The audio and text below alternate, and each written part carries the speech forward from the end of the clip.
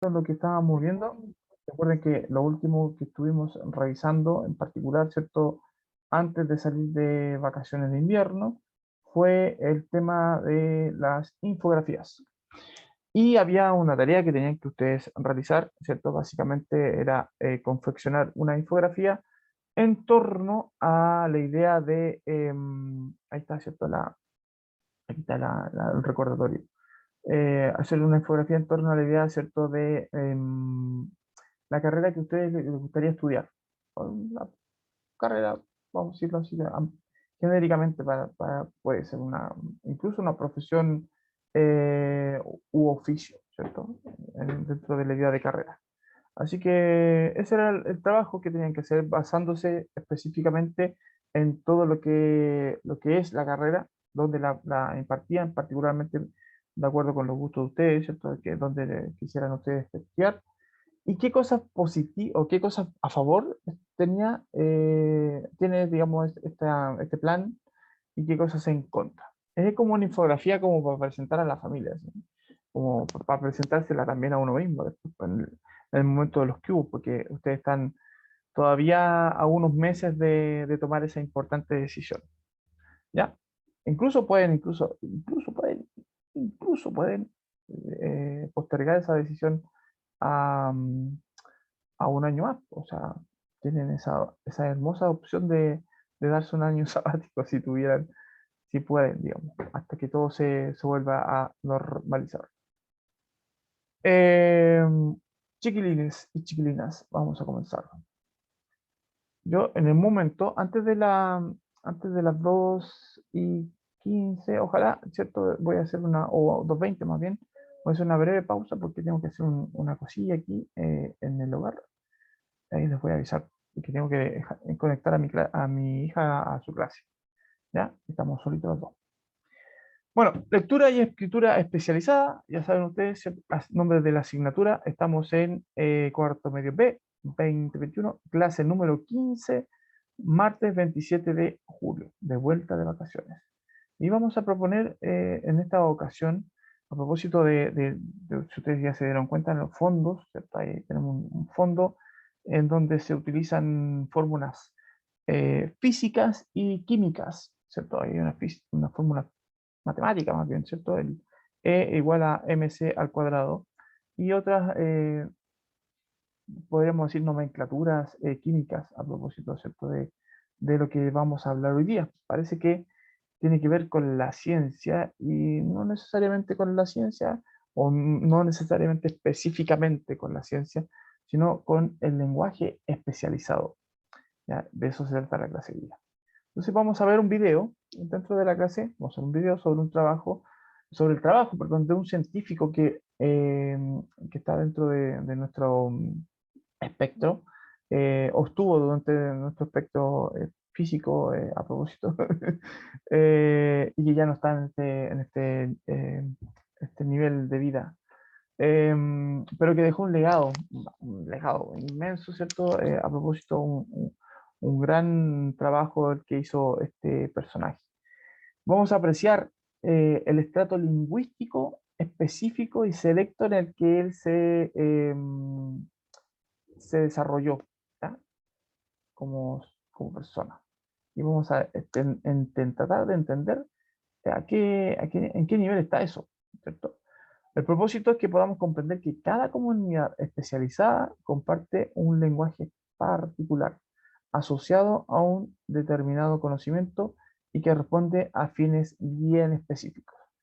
Y hoy día va a corresponder, digamos, trabajar con este personaje solamente para que ustedes entiendan que este fenómeno no es exclusivo, ¿cierto?, de este ámbito, del ámbito de esta comunidad en particular, sino que es un fenómeno que se repite en, en varios, en varios niveles y en varios estratos, ¿cierto? Y también en varias comunidades también que están dentro de este estrato, para que vayan cachando la cosa. Ya, la idea, ¿cierto?, es que podamos buscar, evaluar y seleccionar rigurosamente fuentes disponibles en los diversos soportes impresos y digitales, considerando, entre otras cosas, validez, veracidad, responsabilidad de la autoría. Básicamente eso y también un poco de comprensión. Esos son los objetivos que vamos a trabajar hoy. ¿Ya? ¿Y qué está aprobado aquí? Hay algo que ya está aprobado, que es el trabajo que ustedes hicieron con sus infografías. Esta era la rúbrica la pauta, ¿cierto?, que utilicé para registrar sus calificaciones. Si hay alguien dentro del grupo que no ha enviado, ¿cierto?, este trabajo en particular todavía, le ruego, ¿cierto?, que lo haga pronto para que tenga por lo menos el registro de una calificación de proceso, que sería, ¿cierto?, los borradores y todo el tema, y una calificación final que sería, ¿cierto?, el trabajo en sí, el producto acabado, que es la infografía, para que lo hagan luego, se pongan en contacto. Ya saben mis coordenadas para que me ubiquen y me consulten si tienen alguna duda. Ya, como dice aquí, para poder elaborar una infografía, recuérdenlo, ustedes tienen que estar en posesión de información fidedigna, ¿cierto? Porque la idea de la infografía era no solamente dar a conocer algo, sino que ese algo específico, esa información, sea lo más cercana a la verdad posible, entendiendo que todavía hay márgenes de error entre lo que se puede publicar como información y lo que nosotros vamos a considerar de esa información para, para precisar o para poder, no sé, poder, más que precisar, es como considerar, ¿cierto? Lo que hay de relevante o no en esa información. O sea, nosotros seleccionamos finalmente. Entonces, ¿qué tan importante y qué tan buena se ha hecho esa selección de información? Basándose obviamente en el propósito que es transmitir esa información. Y cumpliendo obviamente con los elementos que también están desglosados en esta rúbrica. Pero aquí tenemos que tener en consideración, para que esa selección sea lo más precisa posible, las fuentes tienen que ser conocidas, medios oficiales, no quedarse solamente con la información contenida en los titulares, sino ir un poco más allá, googlear, tienen esa herramienta, googleen, ¿cierto?, la información cuando tengan dudas, revisen que la fuente sea confiable, específicamente, ¿cierto?, de instituciones serias, verifiquen esa imagen, los audios, si también tienen que hacerlo a propósito, eh, para que todo esté de acuerdo con lo que se supone que se les requiere. Y fíjense en detalles, como por ejemplo, bueno, si tienen alguna duda también en los detalles, pueden hacer la selección final, que es que esté bien escrito, que las imágenes sean de buena calidad, que las fechas de publicación correspondan, ¿cierto?, con el contexto en el que se está desarrollando la información, que el número de visitas, entre otras cosas, ¿cierto?, los comentarios que puedan estar, ¿cierto?, adheridos a la información en sí, etcétera, etcétera, etcétera. Más adelante vamos a ver eso a propósito de las fake news. Vamos a ver justamente también cuando los medios de comunicación juegan a eso de especular con respecto a una información y como que manipulan nuestra atención. Nosotros ingresamos a leer lo que se supone que contiene estos titulares que de repente aparecen y no tiene nada que ver con lo que se supone que ellos están auspiciando diciendo, ¿cierto?, que van a informar. Así que también vamos a ver ese fenómeno a propósito. Ya, eso era la tarea que estaba en Classroom. Todavía está abierta la tarea, no he cerrado nada, no he archivado nada, así que si alguien no la ha hecho y si tiene dudas, también pueden consultar para que lo haga prontamente. Claro, la fecha de atraso hoy va a ser una penalización pequeña, pero es justa y necesaria. Chiquilines, ya. Aquí voy a hacer una pausa porque ya estoy sobre los minutos, ¿cierto? De los que les dije que iba a hacer una pausa. Pero antes de eso, les quiero presentar esta estrategia que se llama Veo, pienso y me pregunto. Es una estrategia básicamente para que ustedes puedan prepararse frente a algo que van a ver, algo que van a estudiar. Veo es en relación, ¿cierto?, a lo que el objeto en sí que vamos a analizar, o la persona en este caso, ¿cierto? El personaje que vamos a analizar, pienso es tratar de relacionar o buscar evidencia dentro de mi registro, dentro de mi memoria, si hay alguna cosa que yo sé de eso que estoy viendo, y formulo preguntas a propósito, ese sería el siguiente nivel, formulo preguntas para poder conectar esas cosas que yo sé con lo que supuestamente, ¿cierto?, estoy observando, ¿ya? Preguntas que tengan que ver con el fenómeno o con el objeto que estoy revisando.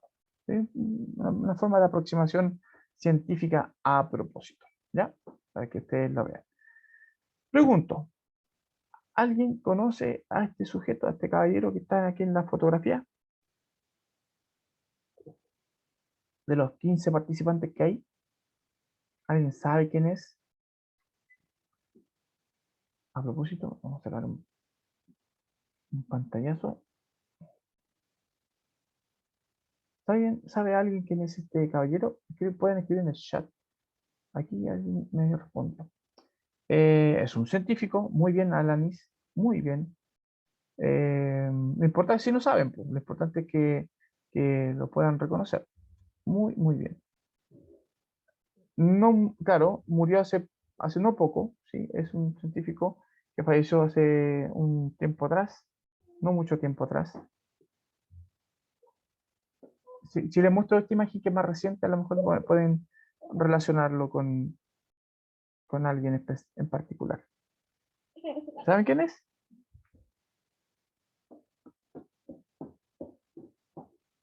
¿Sí? ¿Alguien sabe? Ahí me respondió. Excelente, muy bien, Benjamín Díaz. Stephen Hawking, científico, ¿cierto? A propósito de lo que estaban señalando los compañeros.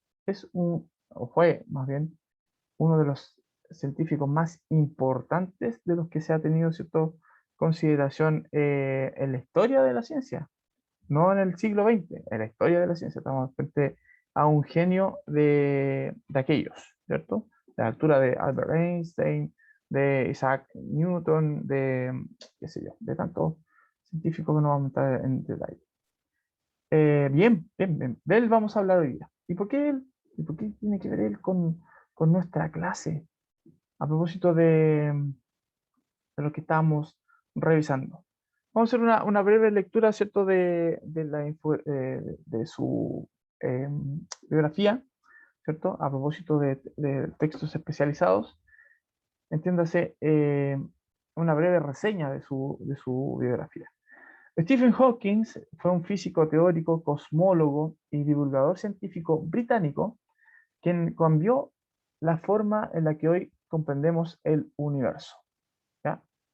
Antes de él había una idea con respecto a lo que era el universo, ¿cierto? Y a propósito de su trabajo, donde él fusionó varias teorías, ¿cierto?, de varios científicos anteriores a él, y otras tantas que son propias de su propia investigación, de su propio trabajo, dio con una nueva descripción, ¿cierto?, de lo que podría ser el fenómeno físico llamado universo. ¿Ya? No hay solo su extensa labor, no solo su extensa labor de investigación dejó una huella imborrable en la historia de la ciencia, sino que su situación personal le ha convertido en un ejemplo de superación. O sea, hay doble mérito, ¿cierto?, en su trabajo. Por un lado, ¿cierto?, su propio trabajo científico ya es un legado imborrable, sino también el hecho de que él superara una enfermedad eh, catastrófica, es así llamada, ¿cierto?, esta esclerosis lateral amiotrófica, o ya más conocida como ELA, que lo afectó ya a los jóvenes 22 años. La expectativa, no sé si alguien vio la película a propósito basada en su vida, la vida más humana, la parte más ciudadana de Stephen Hawking está retratada en esa película, ¿cierto? Más que la parte científica. Bueno, ahí se supone que el diagnóstico que a él le habían dado para su enfermedad catastrófica era de no más allá de los 30 años. De hecho, su expectativa de vida eran bastante bajas. Sin embargo, él vivió mucho más de lo que los médicos le habían pronosticado como un momento de vida, ¿cierto?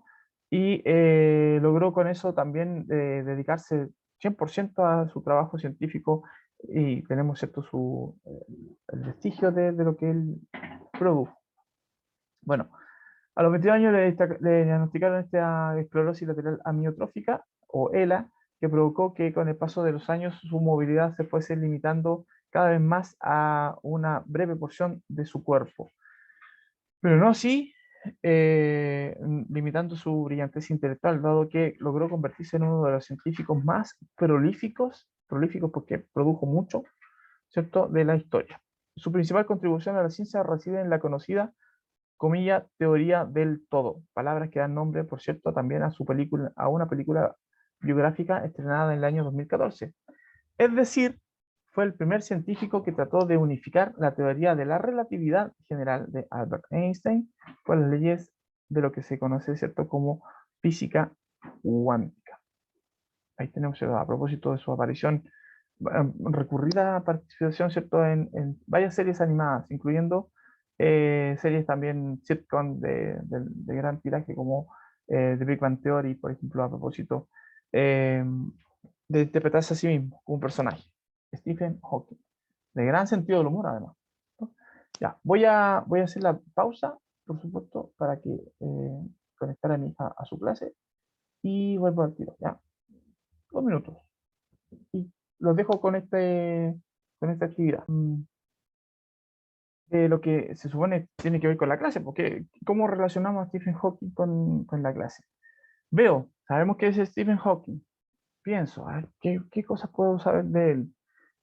A propósito de lo que le acabo de leer como biografía, aquí ya tenemos como algunas nociones sobre su trayectoria, sabemos que se dedicaba, que es científico, que estaba relacionado con la física cuántica, específicamente con dilucidar un poco lo que es el comportamiento del universo, saber qué es y cómo está compuesto, ¿cierto? De qué está compuesto el universo, cuál es su origen, si hay algún fin, entre otras cosas, ¿cierto? Eso es lo que vamos a preguntarnos a propósito de su participación. Y la pregunta clave, ¿cierto? ¿Qué tiene que ver con la clase? ¿Por qué estamos hablando de Stephen Hawking en lenguaje? ¿Qué pasó? ¿Qué pasó? Bueno, les cuento que Stephen Hawking, como así muchos científicos de distintas áreas, conforman lo que se llaman comunidades especializadas. Bueno, científicos y también algunas profesiones, por supuesto, también los médicos también son científicos también, los abogados, ¿cierto? También los profesores, a propósito, ¿cierto? Entre otras, de hecho, todas las profesiones conforman una comunidad especial lingüística. Es decir, que tienen dentro de su desarrollo, podríamos decir, sí, de su desarrollo profesional, de su desarrollo, ¿cierto?, laboral, de su desarrollo también social, eh, dentro de su profesión, tienen el uso de un lenguaje específico o especializado, que es, en este caso, en el caso de Stephen Hawking, el lenguaje científico.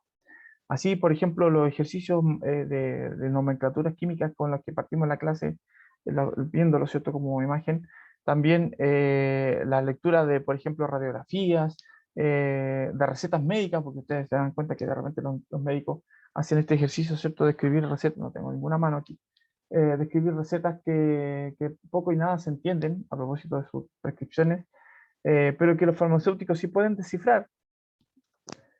Ya, ese tipo de lenguaje especializado estamos haciendo alusión. Aquí quiero que vean, quiero que se fijen en el video que viene a continuación, ¿cierto? A propósito de contenido. Y quiero que se den cuenta también del uso del lenguaje que hace este científico en esta charla en particular, a propósito de lo que estamos hablando. ¿Ya? Corre video. Yo aquí me voy a desaparecer un poquito para que ustedes puedan verlo bien. ¿Ya? Escuchen y pongan mucha atención.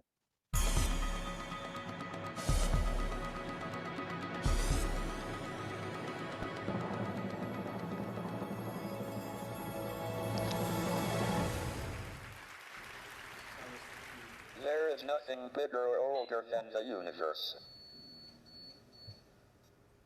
questions I would like to talk about are: 1. Where did we come from? How did the universe come into being? Are we alone in the universe? Is there alien life out there? What is the future of the human race? Up until the 1920s, everyone thought the universe was essentially static and unchanging in time. Then it was discovered that the universe was expanding. Distant galaxies were moving away from us. This meant they must have been closer together in the past. If we extrapolate back, we find they must have all been on top of each other about 15 billion years ago. This was the Big Bang, the beginning of the universe.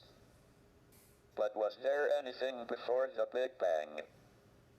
If not, what created the universe? Why did the universe emerge from the Big Bang the way it did? We used to think that the theory of the universe could be divided into two parts. First, there were the laws like Maxwell's equations and general relativity that determine the evolution of the universe, given its state over all space at one time. And second, there was the question of the initial state of the universe. We have made good progress on the first part, and now have a knowledge of the laws of evolution in all but the most extreme conditions, but until recently, we have had little idea about the initial conditions for the universe. However, this division into laws of evolution and initial conditions depends on time and space being separate and distinct. Under extreme conditions, general relativity and quantum theory allow time to behave like another dimension of space. This removes the distinction between time and space, and means the laws of evolution can also determine the initial state. The universe can spontaneously create itself out of nothing. Moreover, we can calculate the probabilities that the universe is created in different states. These predictions are in excellent agreement with observations by the WMAP satellite of the cosmic microwave background, which is an imprint of the very early universe. We think we have solved the mystery of creation. Maybe we should patent the universe and charge everyone royalties for their existence. I now turn to the second big question: are we alone, or is there other life in the universe? We believe that life arose spontaneously on the Earth, so it must be possible for life to appear on other suitable planets, of which there seem to be a large number in the galaxy. But we don't know how life first appeared. We have two pieces of observational evidence on the probability of life appearing. The first is that we have fossils of algae from 3.5 billion years ago. The Earth was formed 4.6 billion years ago, and was probably too hot for about the first half-billion years.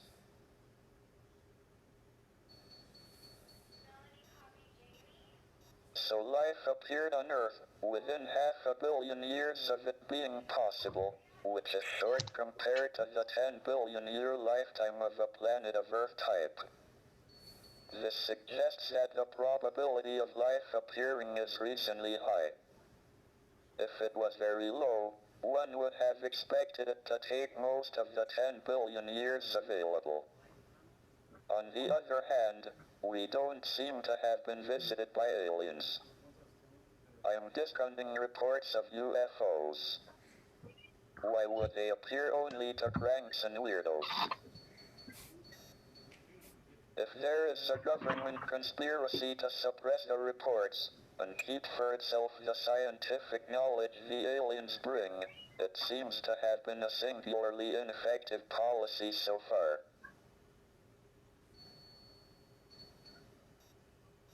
Furthermore, despite an extensive search by the SETI project, we haven't heard any alien television quiz shows. This probably indicates that there are no alien civilizations at our stage of development within a radius of a few hundred light years. Issuing an insurance policy against abduction by aliens seems a pretty safe bet.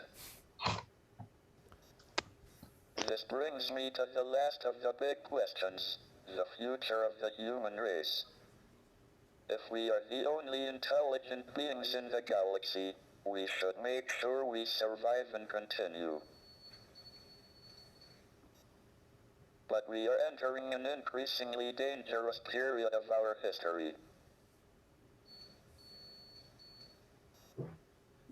Our population and our use of the finite resources of planet Earth are growing exponentially, along with our technical ability to change the environment for good or ill.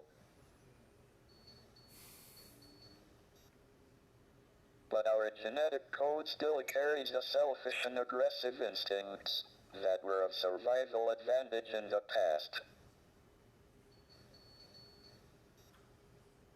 It will be difficult enough to avoid disaster in the next 100 years, let alone the next 1,000 or million. Our only chance of long-term survival is not to remain inward-looking on planet Earth, but to spread out into space. The answers to these big questions show that we have made remarkable progress in the last 100 years. But if we want to continue beyond the next 100 years, our future is in space. That is why I'm in favor of manned, or should I say, personed, space flight.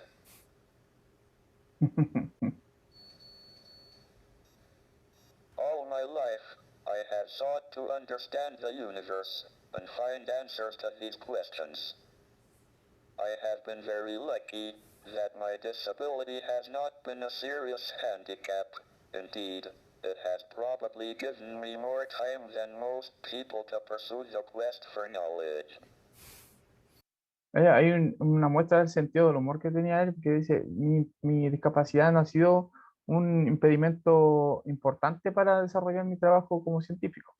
Ustedes saben, bueno, las condiciones en las que él estuvo los últimos años fueron bastante deplorables, pues, desde el punto de vista cierto de su movilidad, específicamente lo que se puede apreciar en este video.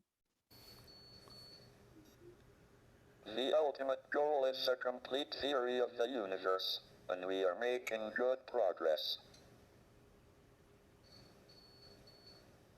Thank you for listening.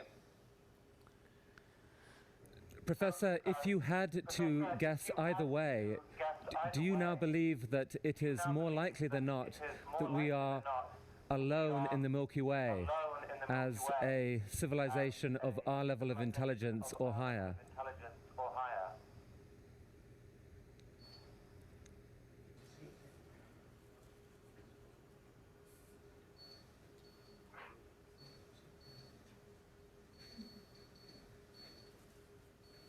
This answer took 7 minutes and really gave me an insight into the incredible act of generosity this whole talk was for Ted.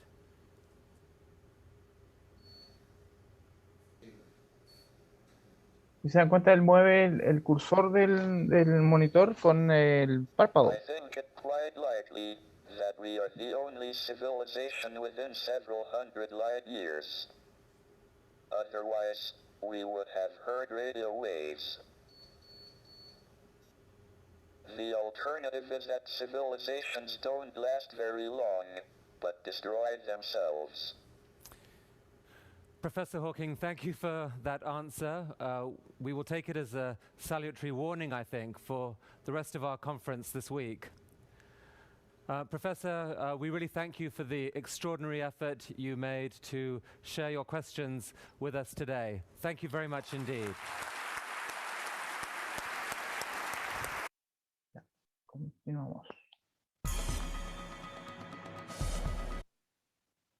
Si se dieron cuenta, quiero que pongan mucha atención. El trabajo del que estuvimos, que estamos siendo testigos, ¿cierto?, en este video, es el trabajo de una vida dedicada, ¿cierto?, al comportamiento del universo que dedicó Stephen Hawking. Ese es básicamente el tema del que trata esta charla. Una charla TED, obviamente también tienen que entenderla, es... espera un chiquitito, voy a hacer una pausa, porque está pidiendo auxilio. Pausa. Les decía entonces, perdón, que Stephen Hawking dedicó una vida completa al estudio del comportamiento del universo. Específicamente, ¿cierto?, en lo que es su origen y también otras posibilidades dentro de las dudas científicas que hay sobre la vida en otros planetas, por ejemplo, si el universo se expande o no se expande. Hay un montón de conceptos dentro de su charla que van aclarando esos términos. Pero fíjense que el contenido de esta charla en particular, la charla TED, es como más de divulgación científica. Y ahí ya estamos hablando estamos en un concepto literal, un concepto que literalmente puede considerarse como de un lenguaje especializado. ¿Qué es la divulgación científica? Porque es un concepto. Este concepto se refiere, ¿cierto?, a toda esta información que tienen los científicos, que escapa, digamos, de un poco de esa esfera, de ese estrato en el que están ellos como comunidad especializada, en el uso especializado de un lenguaje que ellos entienden y ellos usan en su ámbito de trabajo, y que rompen esa burbuja, podríamos decirlo así, lingüística, y bajan esos conceptos, esa información a un público que no es especializado. Eso es divulgación científica. Entonces ya estamos frente a un fenómeno, en este caso, ¿cierto?, de literario, o más que un fenómeno literario, un fenómeno lingüístico, perdón, en el que este interlocutor especializado, este científico, Stephen Hawking, nos habla en un lenguaje mucho más cotidiano, aunque debo reconocer que, igual de todas maneras es un lenguaje que limita su conocimiento, ¿cierto?, a un gran espectro de personas. O sea, no todas las personas de todo lo que podríamos ser considerado como un público va a poder apreciar o entender lo que se supone que él está explicando de manera fácil, ¿cierto? Entonces ya eso también hay que tenerlo en consideración, ¿vale? Sobre eso, a propósito, la idea principal de lo que nos dice, ¿cierto?, es sobre su trabajo científico de una vida, prácticamente. Entonces, ¿a qué conclusiones pudo haber llegado él en ese transcurso de lo que él expuso en la charla TED? Con la dificultad técnica, que queda para reconocer también, que es el estar en esta situación de discapacidad extrema, en el que prácticamente nos habla con esta parte, ¿cierto?, del ojo. No sé si ven ahí, tiene el sensor, y con eso, ¿cierto?, mueve el cursor que está en su computadora, ¿cierto?, personal, y con eso él escribe, ¿cierto?, y también habla, o sea, se comunica. Así de difícil. Entonces, fíjense que para responder una pregunta que le hicieron en la charla en particular, se demoró 7 minutos para poder construir una respuesta que no tenía más allá de 30 a 40 palabras. Es difícil. Sobre el tema en particular, es un tema científico, que tiene que ver específicamente con la física cuántica. Entonces, es más difícil, fíjense lo que vamos a hacer, no quiero que hagan esta tarea, sino que solamente comprendan, ¿ya? Es más difícil hacer un resumen, por muy extenso o breve que ustedes lo puedan hacer, sobre el contenido de este video porque necesariamente tenemos que inmiscuirnos un poco en lo que se dice en el, ¿cierto? En inmiscuirnos más allá de lo que se supone que está diciéndonos, investigar quizás también, para poder entender de qué se tratan, para poder explicarle a alguien más. Eso es lo que consiste, digamos, un breve resumen. La comunidad especializada a la que pertenece este personaje, ¿cierto? Stephen Hawking en este caso, es de científicos de alto vuelo, o sea, que tienen y que usan no solamente el lenguaje especializado, ¿cierto? Sino que también fórmulas matemáticas que son muy complejas, que ni siquiera las que conocen matemáticas básicas o en el nivel medio como ustedes, ¿cierto? Pueden acceder. O sea, son fórmulas matemáticas tan difíciles que incluso ni siquiera los profesores de matemática pueden entender. O sea, fíjense en eso, más allá del lenguaje que también utiliza. O sea, son un grupo súper selecto dentro de la comunidad científica a la que pertenece, ¿cierto? Este físico en particular. ¿Qué particularidades tiene el uso del lenguaje por parte de este físico? Bueno, en este caso en particular, como estamos hablando de un video en donde la función o el trabajo propiamente tal de esta charla era la divulgación científica, encontramos que las particularidades que tiene ese lenguaje no es de tan difícil acceso. Sin embargo, también hay algunos conceptos cuando habla, por ejemplo, de exponencial, cuando habla de expansión, cuando habla, ¿cierto?, de ondas, etcétera, etcétera, un montón de términos técnicos que si bien es cierto, podemos nosotros dilucidar de alguna manera, no los vamos a poder dimensionar tan, vivamente como podría ser alguien más avesado, ¿cierto? En ese sentido. Bueno, ¿crees que el lenguaje que utiliza es más fácil de comprender? Si bien es cierto, em, puede ser un poco más fácil. Pues hay algunas aproximaciones lingüísticas, ¿cierto?, que son mucho más amenas para un público heterogéneo, como puede ser un público de una charla, ¿cierto? Pero como ya la charla TED en sí el público que va a ese tipo de conferencias es un poco más avesado, ¿cierto? Y tiene mucho más roce cultural, qué sé yo. Podemos decir que el lenguaje está en una situación intermedia de facilidad, de acceso, ¿ya? No todo. Si esa charla, por ejemplo, se la pongo yo al colegio, la ponemos en el colegio, seguramente no todos van a poder apreciar eh, sin mucha complicación lo que dice el texto. Eso es en relación a de lo que viene siendo, ¿cierto?, esta clase. El lenguaje especializado, ¿cierto?, tiene características que lo hacen no críptico, pero aparentemente críptico para el resto de las personas. Críptico en el sentido de que es difícil de desentrañar, es difícil de entender. Entonces, ¿por qué es especializado entonces? O sea, ¿por qué este lenguaje permite un diálogo poco divulgativo? Porque es tan específico en el sentido, ¿cierto?, en el uso de términos, en el uso de conceptos, es tan específico que evita, ¿cierto?, estas ambigüedades. En nuestro lenguaje, el cotidiano, ¿cierto?, el lenguaje que nosotros usamos en el día a día, está lleno de ambigüedades. De hecho, nosotros recurrimos justamente a las bromas y al humor, al doble sentido, justamente por eso mismo. Nos permitimos ese juego, ¿cierto?, de que las cosas pueden significar más de una cosa. De los términos pueden significar más de algo, más de lo que quieren decir.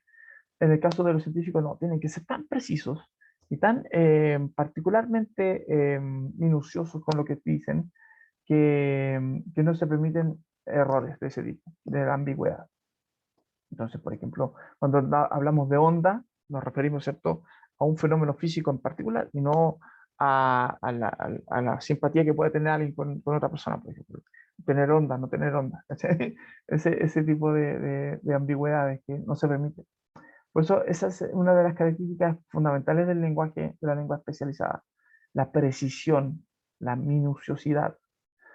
La finalidad de este uso de este lenguaje no es no es como discriminar al resto de las personas, es decir, como los científicos, o las personas que saben y los que no saben, sino entender, la finalidad es la precisión, justamente, la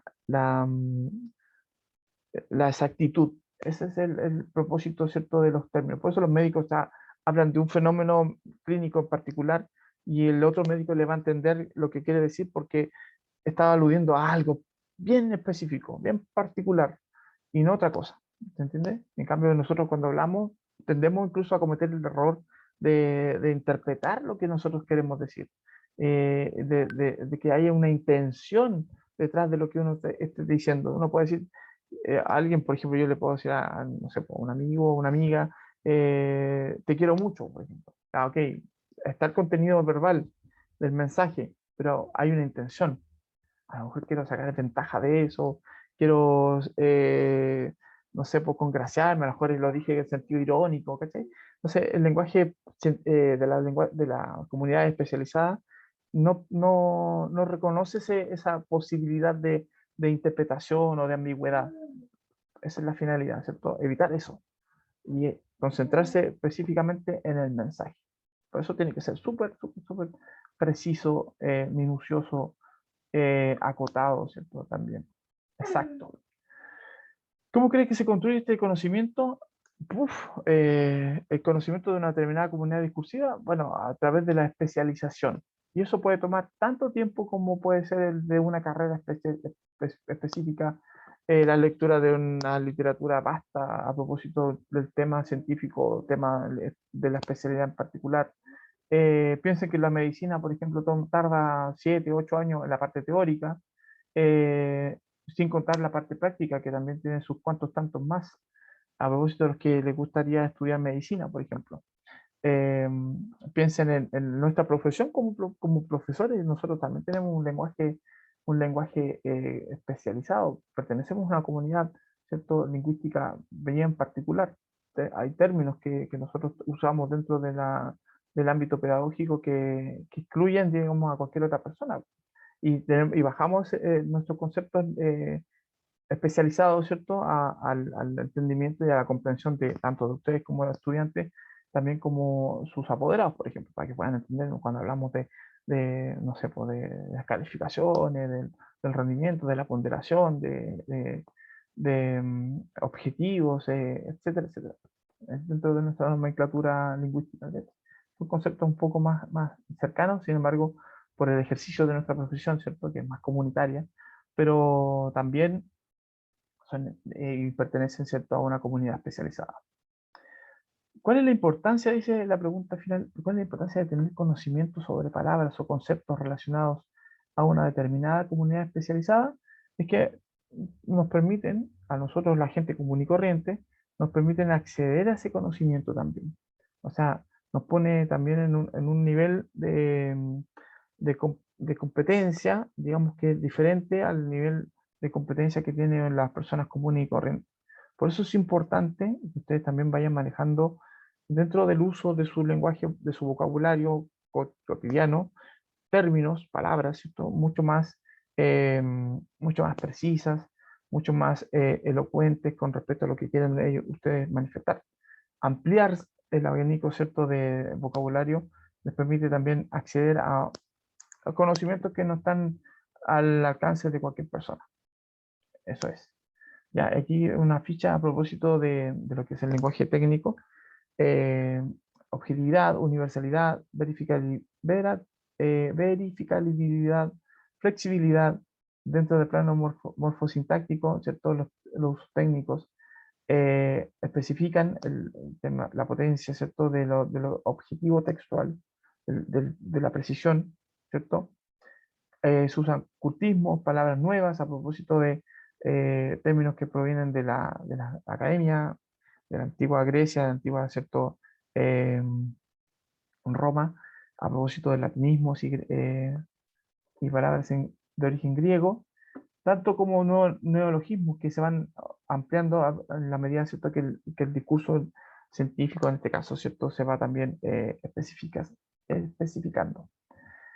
Ok, aquí recordatorios a propósito de lo que vimos hoy día. Recordatorio de que tenemos una fecha de prueba cercana. Todavía ustedes, no yo con ustedes directamente, pero hay una fecha de una prueba que es la prueba de Seda, novela de Alessandro Barico, el 2 de agosto, y la escalerita de la metacognición, hoy día aprendimos que existen formas lingüísticas o comunidades lingüísticas especializadas. ¿Para qué nos sirve saber esto? Nos sirve para poder entender que nuestro ámbito de relación lingüística todavía puede ser mejor o puede propender, ¿cierto?, a un nivel superior. Incluso para mí, yo siendo una persona que lee arte y todo, puedo acceder a un nivel inmediatamente superior al que estoy y así escalar, ¿cierto? Porque la escalera del conocimiento es inabarcable para, para lo que es la existencia humana. O sea, de saber todo lo que se sabe, se puede saber, nos faltarían varias vidas a propósito de la, de la que, de lo que estamos haciendo, ¿cierto? Así, claro, viene eso. Lindos y lindas, los tengo que dejar porque nos están pidiendo la sala. Estamos pasaditos, así que agradezco su atención, su comprensión y su cariño en particular. Que estén bien, cuídense harto. Chau, chau. Chau, chiquillos. Nos vemos.